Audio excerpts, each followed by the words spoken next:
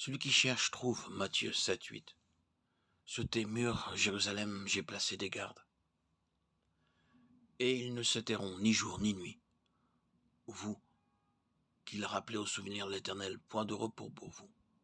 Et ne lui laissez aucune relâche, jusqu'à ce qu'il rétablisse Jérusalem et la rende glorieuse sur la terre. Ésaïe 62, 6, 7. Dans la vie spirituelle du chrétien, la prière est quelque chose de très important. Chaque véritable croyant le réalise bien et s'adonne à la prière. Et cependant, quoique certains enfants de Dieu passent du temps dans la prière, présentant toutes sortes de sujets, ils ne semblent pas progresser dans la prière.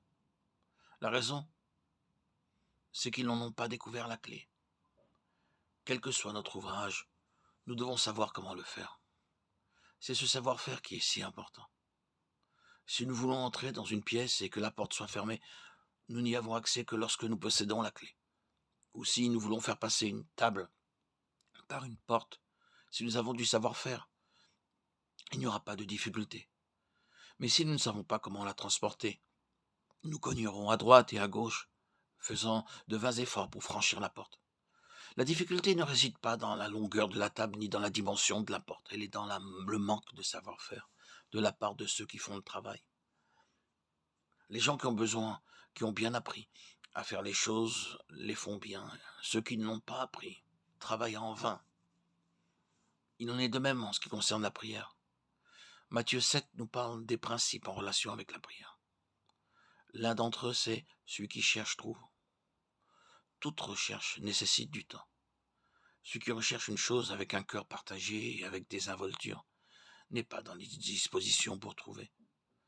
La recherche requiert patience et persévérance. Et à moins d'être minutieux, nous ne trouverons pas ce que nous cherchons. Si Dieu ne répond pas à nos prières, nous devons exercer la patience et rechercher la clé de la prière. La raison pour laquelle Dieu a répondu à la prière de nombreux saints dans le passé, c'est qu'il possédait la clé de la prière. De nombreux chrétiens zélés prient à tout bout de champ et ils prient avec beaucoup de vocabulaire, mais n'obtiennent aucune réponse de la part de Dieu. Dans la prière, les mots ont leur importance, mais nous ne devons pas être épris d'éloquence. Nos paroles doivent être appropriées. Elles doivent être des paroles qui touchent le cœur de Dieu